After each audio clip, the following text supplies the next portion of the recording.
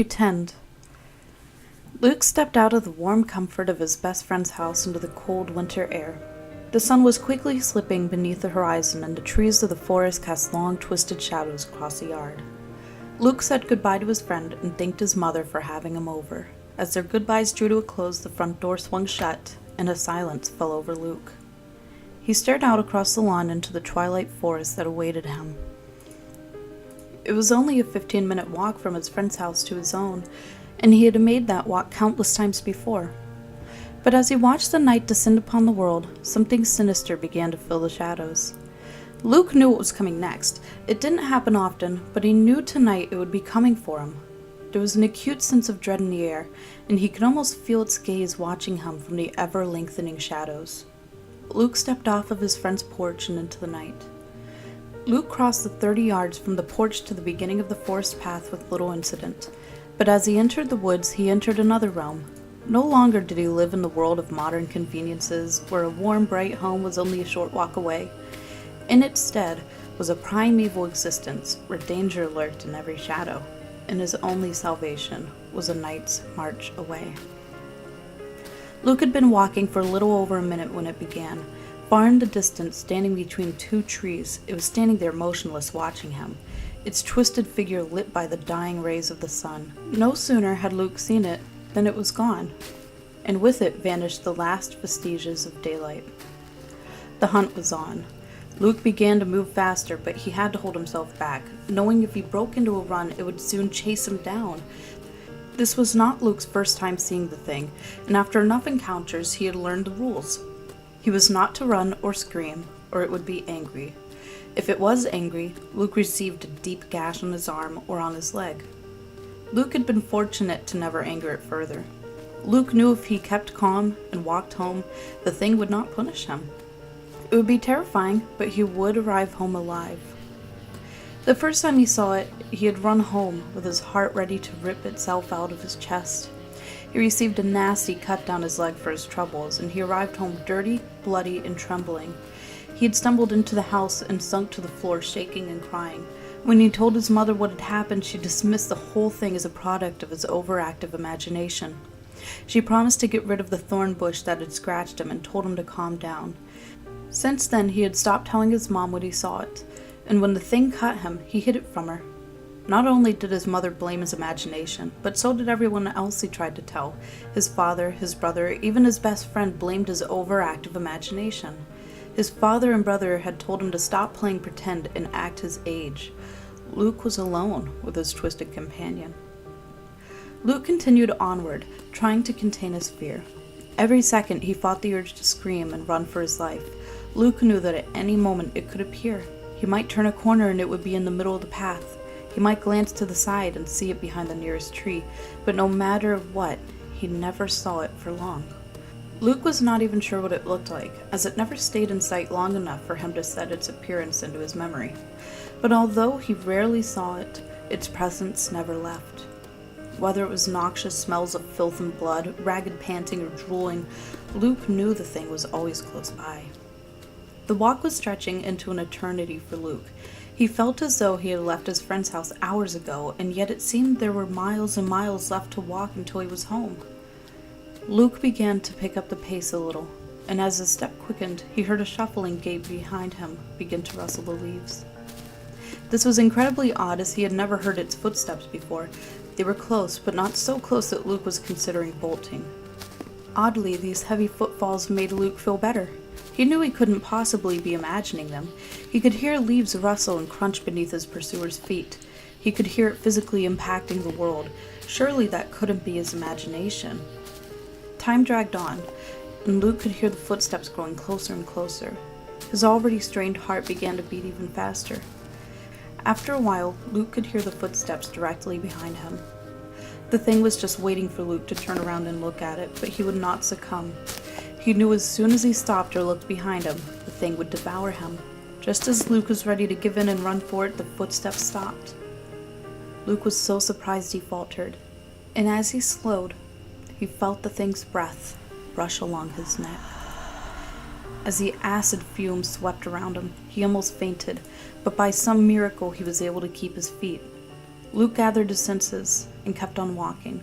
Behind him, the thing let out a murderous shriek, as though it were angered Luke could not succumb to its taunts. Luke was more frightened than ever, but he refused to give in to the thing.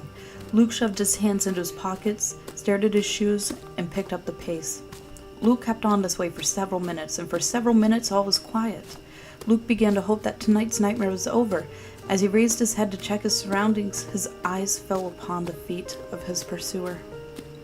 It was standing there in the middle of the path waiting for him. Luke refused to look. He stared at its vile feet, refusing to meet its demonic gaze.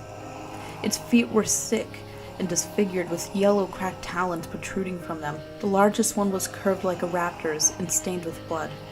The skin was a sickly, pale yellow and covered in pockmarks and warts. The arc of the foot was inhuman and twisted, almost like a coiled spring. Luke was almost sick, but again he found a way to keep himself under control.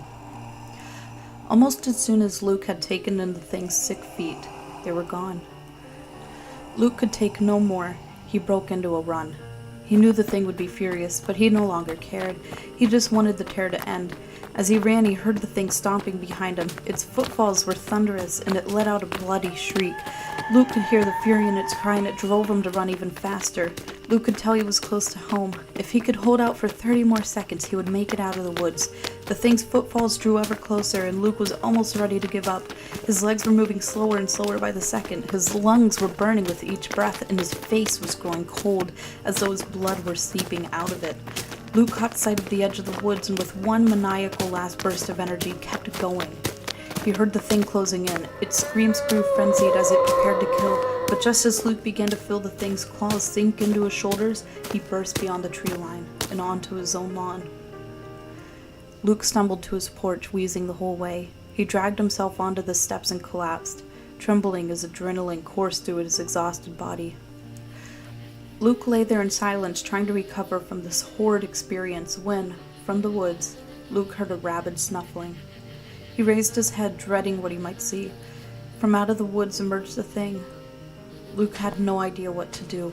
The thing always disappeared when he left the woods. The thing had broken its own rules, and Luke was too exhausted to do anything but watch it draw closer to him.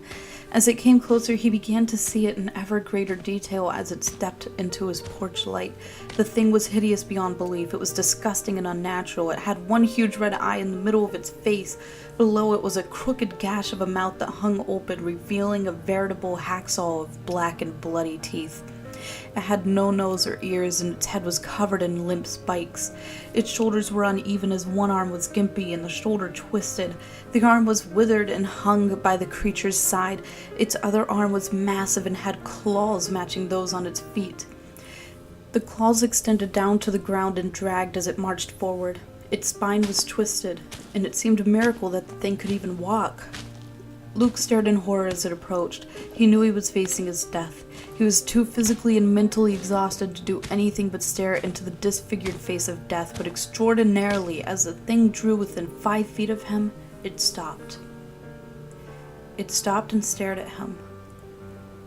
Luke did not know for how long they made eye contact, but after a while the thing simply turned and ran off into the woods far faster than Luke ever thought its twisted frame could move. Luke lay there for some time until he could muster the energy to stumble into his home. When he returned, his mother's only remark was that he was late, and he should know better than to make her worry like that. Luke numbly stumbled into his room and collapsed.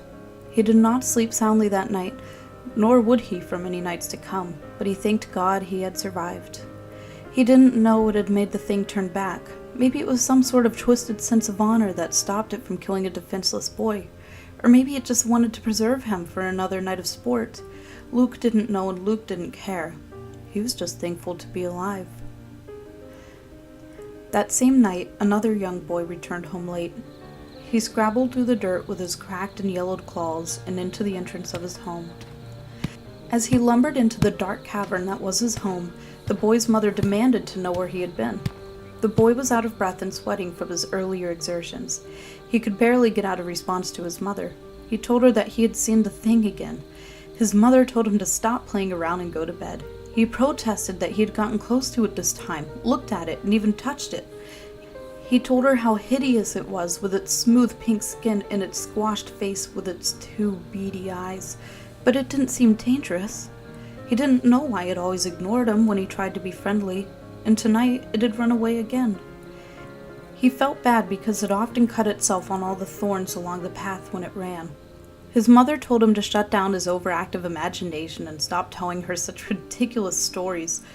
He grumbled as he shuffled into his room and lay down on his bed of worms to go to sleep. He would get the thing to talk to him one day, he just had to keep on trying. The thing often walked through his yard at night. He would just say hi to it again in a week.